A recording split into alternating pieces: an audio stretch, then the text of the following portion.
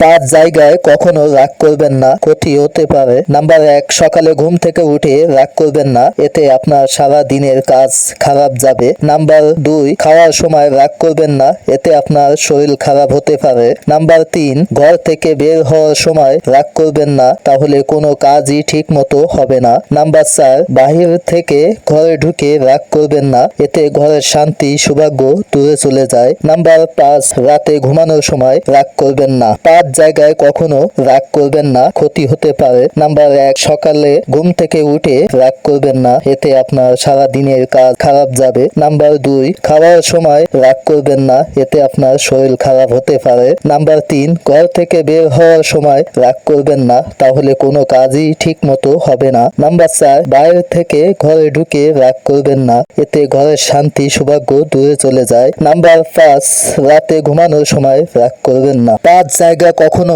রাগ করবেন না, ক্ষতি হতে পারে। নাম্বার 1, সকালে ঘুম থেকে উঠে রাগ করবেন না, এতে আপনার সারা দিনের কাজ খারাপ যাবে। নাম্বার 2, খাবার সময় রাগ করবেন না, এতে আপনার শরীর খারাপ হতে পারে। নাম্বার 3, ঘর থেকে বের হওয়ার সময় রাগ করবেন না, তাহলে কোনো কাজই ঠিক মতো হবে না। নাম্বার 4, বাইরে থেকে ঘরে ঢুকে রাগ করবেন না, এতে ঘরের শান্তি সৌভাগ্য দূরে চলে যায়। নাম্বার 5, রাতে ঘুমানোর সময় রাগ করবেন না।